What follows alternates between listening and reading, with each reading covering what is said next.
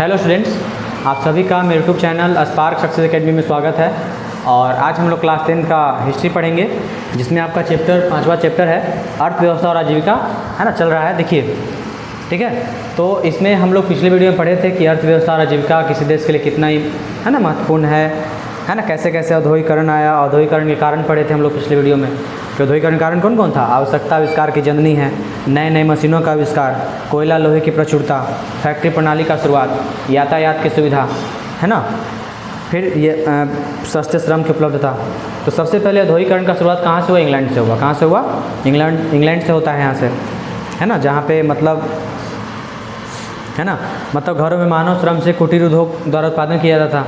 लेकिन धीरे धीरे मतलब उद्योग धंधों में स्थान किसका ले आ गया? मशीनों का आ गया। ठीक है, तो देखिएगा ध्यान से इसमें। देखिए, तो कहने का मतलब है, जैसे बताया था कि जैसे जैसे, है ना, औद्योगिकरण के कारण बताया गया था आपको, आवश्यकता आविष्कार की जननी है। तो आवश्यकता आविष्कार की जननी है, तो यहाँ पे ब्रिटेन में स्वतंत्र और अहस्तक्षेप की नीति था, है ना। यानी कहने का मतलब क्या है कि यहाँ की जो सरकार थी, यहाँ की सरकार कभी भी मतलब व्यापार पर से कोई नियंत्रण, मतलब व्यापार पर कोई नियंत्रण नहीं था इन लोगों का। ठीक है। दूसरा था कि यहाँ पे देखिए, जैसे जैसे समय बदलते गया वैसे वैसे मतलब मांग बढ़ते गया, है ना। जैसे बताया ना कि आवश्यकता आविष्कार की जननी है ना, मतलब जैसे समय बदला वैसे वैसे उत्पादन का मांग बढ़ने लगा, है ना। अब उतना ज़्यादा उत्पादन होता नहीं था, ठीक है। इसके लिए मशीनों की आवश्यकता पड़ी, तो लोग मशीनों का आविष्कार करना शुरू कर दिए। ठीक है। इसी बीच में बताए थे आपको कि सबसे पहला बार 18वीं शताब्दी में, 18वीं शताब्दी के अंतिम समय आते आते, है ना, यहाँ पे ब्रिटेन में नए नए यंत्रों और मशीनों का आविष्कार शुरू हुआ। 18वीं शताब्दी के अंतिम समय तक, है ना, ब्रिटेन में नए नए मशीनों और यंत्रों का विकास होना शुरू होता है। इसमें सबसे पहला जो मशीन होता है आपका 1769 में, है ना, spinning frame. Spinning frame, spinning frame का जो आविष्कार हुआ,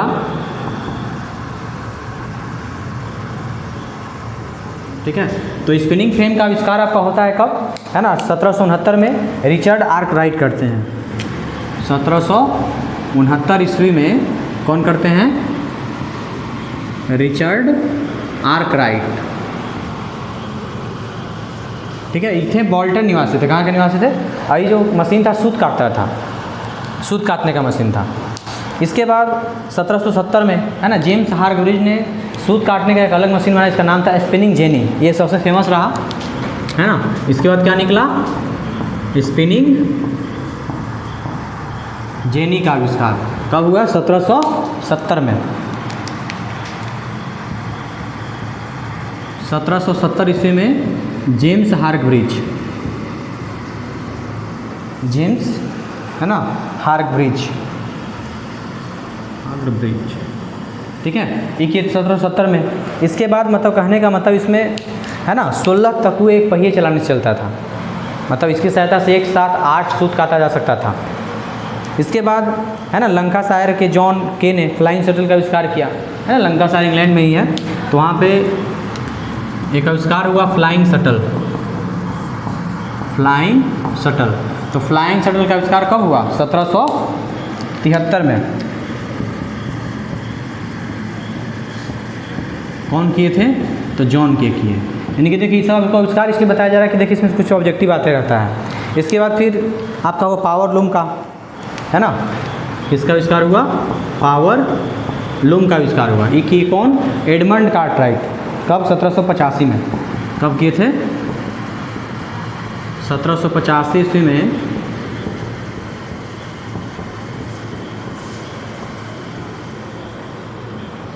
एडमंड कार्टराइट। ठीक है। इसके बाद यहाँ पे कई तरीके का मशीन, बेलनाकार छपाई आया, उसके बाद टॉम्स बेल का।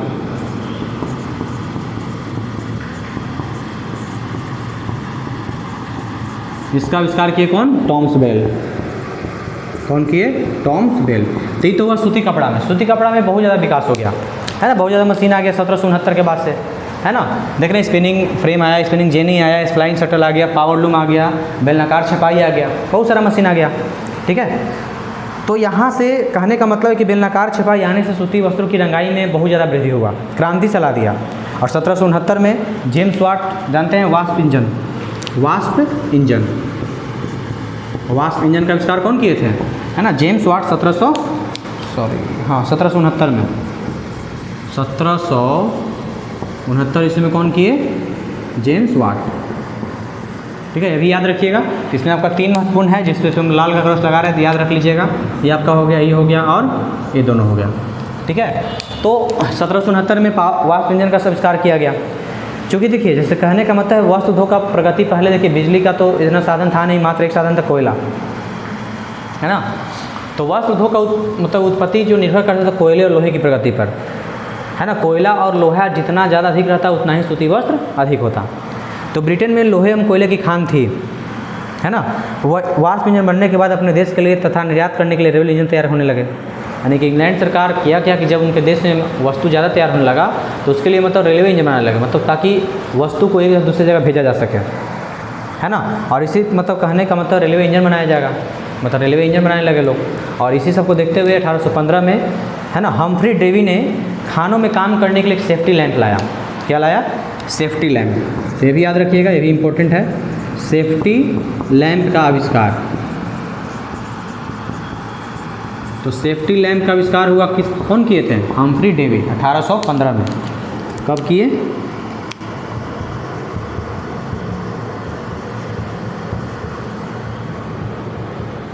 हम्फ्री डेवी ने किए। कौन किए? Humphry Davy.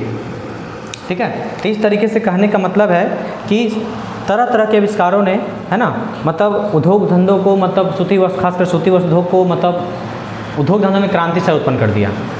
ठीक है, मशीनों के नए नए आविष्कार से फैक्ट्री प्रणाली का विकास हुआ, है ना। फलस्वरूप उद्योग का, व्यापार के नए नए केंद्रों का जन्म हुआ, है ना। जैसे देखिए, पहले जो था तो मतलब सूती वस्त्र उद्योग मतलब कुटीर उद्योग के जैसा था, लेकिन जब से मतलब मांग जब बढ़ने लगा, उत्पादन भी बढ़ाने लगे लोग, है ना। जैसे आवश्यकता बढ़ते गया वैसे वैसे आविष्कार भी होते गया, और आविष्कार इतना ज़्यादा मशीन का हो गया, इतना ज़्यादा साधन का हो गया कि मतलब हर जगह फैक्ट्री प्रणाली का शुरुआत हो गया, है ना। खदानों में काम करने के लिए सेफ्टी लैंप आ गया हम्फ्री डेवी के द्वारा, है ना। मैनचेस्टर उस समय का देखिए, मतलब लिवरपूल में लंकाशायर उद्योग का केंद्र बन गया। मैनचेस्टर सूती वस्त्र का सबसे बड़ा केंद्र बना वहाँ पे।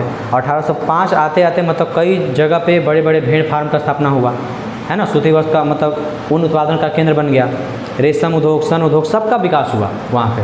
सूती वस्त्रों का नहीं, ऊनी वस्त्र उद्योग का ही विकास हुआ वहाँ पे। कई बड़े बड़े भेड़ का फार्म खोला गया, है ना। तो इस तरीके से ब्रिटेन में आविष्कारों की देन की बदौलत क्या हुआ, मतलब वहाँ पे उद्योगों में औद्योगिकरण का प्रयास, मतलब औद्योगिकरण आ गया, उद्योग धंधों में क्रांति आ गया। समझ गए ना। तो पहला कारण रहा आवश्यकता आविष्कार की जननी।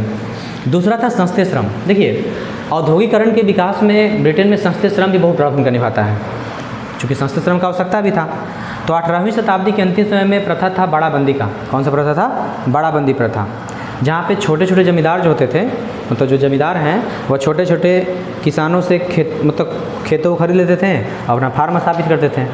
अब सब जो लोग ज़मीन बेचे थे, जो छोटे छोटे किसान ज़मीन बेचे तो भूमिहीन हो गए, अब उनको काम तो चाहिए, अब वही फार्म में जाकर वो काम करेंगे, है ना। और इस तरीके से कहने का मतलब है कि मशीनों द्वारा फैक्ट्री में काम करने के लिए असंख्य मजदूर कम मजदूरी पर भी तैयार होने लगे, क्योंकि मशीन था उन लोगों के पास, है ना। मजदूर नहीं करेगा तो मशीन करेगा।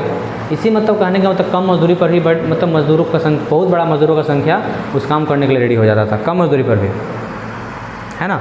अब देखिए, फैक्ट्री में उत्पादित वस्तु जो होता था उसको एक जगह दूसरी जगह ले भी जाना है। अब कोई भी मतलब उत्पादन करेगा तो अपने यहाँ रखने के लिए तो नहीं करेगा, इसीलिए मतलब वस्तु को एक जगह दूसरी जगह ले जाने के लिए यातायात का सुविधा लाने लगे लोग। शुरुआत में तो मतलब जल मार्ग ही था, लेकिन धीरे धीरे रेल मार्ग का विकास किया गया, है ना। नदी पोतों द्वारा लाया जाने लगा, जहाज रानी का विकास हुआ, है ना। जगह जगह मतलब अपने सामान को लोग पहुंचाने के लिए आ गया। इसी औद्योगिकरण के दिशा में ब्रिटेन ने कहा जाता है कि इसी औद्योगिकरण के कारण क्या हुआ, नए नए बाज़ारों का आवश्यकता होगा। अब यातायात भी हो गया, आविष्कार भी हो गया, सस्ता श्रम भी मिल रहा है। अब क्या है, मतलब बाज़ार खोजना है कि जहाँ हम वस्तु को ज़्यादा से ज़्यादा बेच सकें, है ना, और अच्छे दाम पे बेच सकें। ठीक है, तो इसीलिए यहाँ पे ब्रिटेन के द्वारा उपनिवेश स्थापित करने लगे लोग, जहाँ से कच्चा वस्तु आसानी से मिल जाए, जहाँ पे उनको बेचने के लिए बाज़ार मिल जाए, जहाँ से सस्ते श्रमिक मिल जाए। और सबसे बड़ा क्षेत्र कौन मिला? भारत, है ना। भारत में कच्चा वस्तु भी था, सस्ता श्रम भी था, और है ना बेचने के लिए बड़ा बाज़ार भी मिल गया इन लोगों को। ठीक है, तो मशीनों के आविष्कार और फैक्ट्रियों के उत्पादन से काफ़ी वृद्धि हुआ, और इसी सब खपत के लिए मतलब ब्रिटेन के लोग यूरोप से चल करके अन्य देशों को जगह जगह जा करके अपना कारखाना स्थापित करने लगे। लोग जगह जगह गए, वहाँ से मतलब वहाँ सामान बेचे, कारखाना भी स्थापित कर लिए, उस देश पे कब्जा भी कर लिए। उसका एक उदाहरण है भारत, है ना। और इसी से उपनिवेशवाद को बढ़ावा मिलता है। उपनिवेशवाद इसी को तो कहते हैं कि जब कोई शक्तिशाली देश, जब कोई शक्तिशाली राष्ट्र अपने से किसी कमज़ोर राष्ट्र पर आर्थिक रूप से, सामाजिक रूप से, राजनीतिक रूप से उस पर अपना अधिकार जमा लेता है, तो कमज़ोर राष्ट्र जो होता है मजबूत राष्ट्र का उपनिवेश कहलाता है। और इसी प्रवृत्ति को कहते हैं उपनिवेशवाद, ठीक है। तो मतलब औद्योगिकरण के कारण क्या हुआ, उपनिवेशवाद का प्रवृत्ति का, अवधारणा का उत्पत्ति हुआ, है ना। और संसाधनों की प्रचुरता के कारण लोगों का ध्यान आकर्षित हुआ भारत की तरफ। भारत संसाधन के मामले में पूरे दुनिया में सबसे धनी देश है ना। कृषि हो, प्राकृतिक संसाधनों, सब चीज़ यहाँ पे है। बृहत बाजार भी साबित हो गया। इसी कारण से यहाँ पर उपनिवेशवाद को ही बढ़ावा देने लगे। देखिए मतलब कहने का मतलब है कि 18वीं शताब्दी में भारतीय उद्योग विश्व में सबसे अधिक विकसित थे। भारत विश्व का सबसे बड़ा कार्यशाला बन गया, जो बहुत ही सुंदर और अच्छे वस्तुओं का उत्पादन करता था। 18वीं शताब्दी में भारत में उद्योग धंधा कम नहीं था, है ना, काफ़ी ज़्यादा उद्योग धंधा था, है ना। यहाँ पे अच्छे सामानों का उत्पादन भी किया जाता था। लेकिन जब तक मशीनों का आविष्कार नहीं हुआ तब तक भारतीय हस्तकला, शिल्प, उद्योग, व्यापार पर ब्रिटेन नियंत्रण कायम था, है ना। शिल्पकारों को दी जाने मजदूरी इतना कम होता था, कई बार उन्हें न्यूनतम जीवन निर्वाह मजदूरी भी नहीं दिया था। जो शिल्पकार होते थे उनको इतना मजदूरी कम मिलता था कि उनका मतलब जीवन निर्वाहन भी बहुत कठिनाइयों से करना पड़ा, क्योंकि ब्रिटिश हुकूमत शुरू से चलते आ रहा है। वहाँ पर उद्योग धंधा पे कायम हो गया था।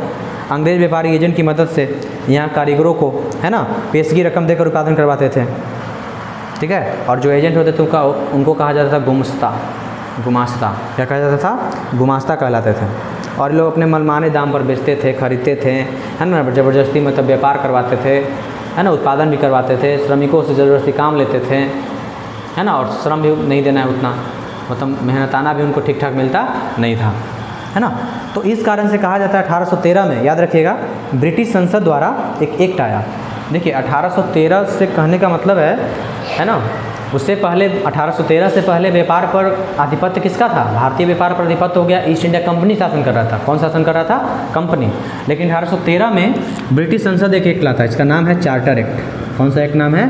Charter act. और चार्टर एक्ट आता है 1813 में, इसको लागू करता है ब्रिटिश संसद, है ना। और ब्रिटिश संसद जब इस एक्ट को लाते हैं, चार्टर एक्ट को, इस एक्ट के द्वारा भारत में, है ना, भारत के व्यापार पर से, है ना, भारत के व्यापार पर से क्या होता है, मतलब अंग्रेजी, मतलब कंपनी का शासन समाप्त, कंपनी का अधिकार समाप्त हो गया। और यहाँ से अब किसके नियंत्रण में है? संसद के, यानी ब्रिटिश संसद के हाथों में है। अब ब्रिटिश सरकार जिसको भेजेगा वही व्यापार करेंगे यहाँ पे। लेकिन 1813 से पहले बहुत सारे व्यापारी आ जाते थे, है ना, लेकिन 1813 में सब बंद हो गया। इसके बाद मतलब 1850 में ब्रिटिश सरकार ने अपने उद्योग को विकसित करने के लिए कई कदम उठाए, है ना, देसी लोग मतलब। और इसी चक्कर में भारत के देसी उद्योग खत्म हो गए। मुक्त व्यापार की नीति की वजह से भारत में निर्मित वस्तुओं पर ब्रिटेन बिक्री के लिए भारी कर लगा दिया गया था। मतलब यहाँ पे मुक्त व्यापार का नीति भी लगाया गया। इस वजह से होता क्या था, मतलब अब यहाँ का सामान बहुत सस्ता मिलता था और यहाँ के सामान का कोई वैल्यू ही नहीं है। लेकिन अंग्रेज सरकार, मतलब कहने का मतलब, यहाँ के सामान को बेचने नहीं दिया जाता था। यहाँ का सामान विदेश में भेजता भी नहीं था, मतलब अपने जो बनाएगा वही लेके जाएगा, ठीक है। यानी कि भारत में निर्मित वस्तुओं पर ब्रिटेन ने बिक्री के लिए भारी कर लगा दिया। भारत में जो निर्मित होगा उस पर सरकार बहुत ज़्यादा टैक्स लेता था, यानी ज़्यादा महंगा हो गया। अब ब्रिटेन सामान को, ब्रिटिश जो लाते थे सामान अपने देश से बना के, वो भारतीयों की तुलना में कम दाम रखते थे, तो बिकेगा किसका? कम दाम वालों का। चूँकि अब यहाँ पे जो सामान होगा उस पर ये टैक्स, तो वो टैक्स, बहुत सारा टैक्स जोड़ते थे सरकार। अब यहाँ का सामान हो जाता था महंगा, भारत में जो उत्पन्न होता था, ठीक है। और इसी चक्कर में मतलब ब्रिटेन का सामान ज़्यादा बिकता था। भारत से कच्चा माल का निर्यात किया जाने लगा, है ना। लगातार भारतीय वस्तु को निर्यात पर सीमा शुल्क, परिवहन कर भी लगाया जाने लगा। अब मतलब कहने का मतलब है कि यहाँ पे रहने वाले अंग्रेज को विशेष सुविधा प्रदान किया गया। आयात निर्यात सुविधा के लिए रेलवे का निर्माण किया गया, है ना। धीरे धीरे ब्रिटिश पूंजी से भारत में कारखाने की स्थापना की जाने लगी, यानी कि यहाँ पे भी भारत में कारखाना स्थापित हुआ। और 1850 में, कहने का मतलब 1850 के बाद मैनचेस्टर से भारी मात्रा में वस्त्र आयात होने लगे, ठीक है। यहाँ पे मतलब आने लगा और बिकने लगा, क्योंकि यहाँ का सामान तो बहुत ज़्यादा टैक्सों से युक्त होता था, ठीक है। तो धीरे धीरे मतलब कहने का मतलब है कि मनमानी ढंग से कीमत पर कच्चा माल खरीदते थे। मैंने जो कच्चा वस्तु भी था मतलब बहुत मनमानी ढंग से खरीदते, मतलब नहीं लेना है तो ये है, मतलब बहुत ज़्यादा नौटंकी होता था उसमें। भारतीयों को कैसे भी करके भारत का उद्योग धंधा गिर गया, है ना। ना कुटीर उद्योग बचा, ना लघु उद्योग बचा, कोई उद्योग बचा नहीं, है ना। और इस तरीके से जब 1850 में जब भारत के बड़े बड़े शहरों में, कलकत्ता में, बम्बई में जब कारखाना स्थापित हुआ तो गांव के जो मजदूर थे, बेरोजगार थे, वो पलायन करने लगे, है ना। वहीं पे जाके खेती, मतलब वहीं पे जाके फैक्ट्रियों में क्या करने लगे, काम करने लगे। तो एक तरफ जहाँ मशीनों के आविष्कार से उद्योग धंधा में वृद्धि हुआ, है ना, तो औद्योगिकरण की प्रक्रिया शुरुआत हुआ। लेकिन इस मतलब जब उद्योग धंधा में वृद्धि हुआ मशीनों के कारण, है ना, तो इसे तो औद्योगिकरण की प्रक्रिया कहते हैं, औद्योगिकरण की प्रक्रिया का शुरुआत किया जाता है। लेकिन मशीनों के आविष्कार से वहीं दूसरी ओर क्या हुआ, भारत में कुटीर और लघु उद्योग क्या हुआ, बंद हो गया। एक तरफ अगर हम कह सकते हैं कि जहाँ एक तरफ से मतलब मशीनों का आविष्कार होना शुरू हुआ, मशीनों का, है ना, तो वहाँ पे क्या हुआ, औद्योगिकरण का प्रक्रिया का शुरुआत होता है। किसका शुरुआत हुआ, औद्योगिकरण का। लेकिन मशीनों के आविष्कार से किसका प्रक्रिया धीमे चल गया, कुटीर और लघु उद्योग बंद हो गया। भारत में कुटीर एवं लघु उद्योग क्या हो गए, बंद हो गए। और इसी घटना को भारतीय इतिहासकार कहते हैं निरुद्योगीकरण। क्या कहते हैं, निरुद्योगीकरण। आप एग्जाम में 2 नंबरों कभी कभी आता है कि निरुद्योगीकरण से आप क्या समझते हैं, तो लिखना यही है ना, कि नए नए मशीनों के आविष्कार से, है ना, एक तरफ जहाँ उद्योग धंधे में काफ़ी वृद्धि हुआ, वहीं दूसरी ओर भारत में क्या हुआ, कुटीर और लघु उद्योग बंद होने के कगार पर आ गए, यानी बंद होने के कगार पर पहुँच गया। और इसी घटना को भारतीय इतिहासकार क्या कहते हैं, निरुद्योगीकरण कहते हैं। बात समझ में आ गया, है ना। कैसे अंग्रेज ब्रिट उपनिवेशवाद किए, कैसे ऐसे भारत पे कब्जा किए, क्यों किए, यहाँ पे अच्छा बाजार था, कच्चा सामान मौजूद था, सस्ता श्रम मिल रहा था उनको, इस कारण से धीरे धीरे मतलब यहाँ पे चार्टर एक्ट लाए, है ना, शासन, कंपनी का शासन खत्म हुआ, उसके बाद ब्रिटिश संसद शासन करने लगी। यहाँ पे होता क्या था, यहाँ पे से निर्मित सामान, जो सामान भारत में बनता था उस पर बहुत ज़्यादा टैक्स लगता था, जिसके कारण भारत का सामान ऊँचा दाम पर बिकता था, बहुत महंगा होता था, सामान्य आदमी खरीद नहीं सकते हैं। लेकिन जो सामान ब्रिटेन से आता था उस पर बहुत ज़्यादा सस्ता, है ना, इस कारण से सामान ज़्यादा बिकता था। फिर मुक्त व्यापार का नीति, मनमानी ढंग से किया गया व्यापार, सब क्या होता था, इस कारण से भारतीय व्यापार बंद होने के कगार पर पहुंच गए। और यही घटना कहलाता है क्या, इसी घटना को कहें कि जहाँ पे हम एक तरफ जहाँ पे हम लोग आविष्कार कर रहे हैं, तो आविष्कार करने से तो उद्योग धंधा बढ़ रहा है, लेकिन भारत कुटीर और लघु उद्योग क्या हो रहे थे, बंद हो रहे थे। मजदूर लोग पलायन कर रहे थे, बड़े बड़े शहरों में जहाँ जहाँ फैक्ट्री था, कम मजदूरी पर भी काम करने के लिए मतलब क्या थे, मजबूर थे।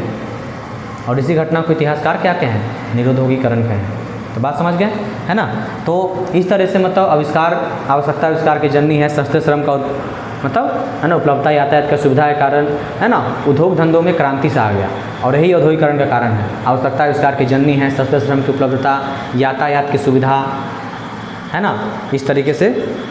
उसके बाद कहने का मतलब क्या, फैक्ट्री प्रणाली का शुरुआत, कोयला लोहे की प्रचुरता, समझ गए ना। अब इसके बाद आपको पढ़ना क्या है ना, भारत में फैक्ट्रियों का स्थापना, यानी कि भारत में फैक्ट्रियों का स्थापना कैसे हुआ और कब हुआ, ठीक है। तो आज आपका इतना ही तक रहेगा, इसको हम लोग अगले वीडियो में पढ़ेंगे, ठीक है। तब तक आप इसको रिवाइज कीजिए और इसमें जो आपको बताया गया है, जो महत्वपूर्ण है वो याद कर लीजिएगा, ठीक है। तो अगले वीडियो में आपको इससे आगे बताया जाएगा।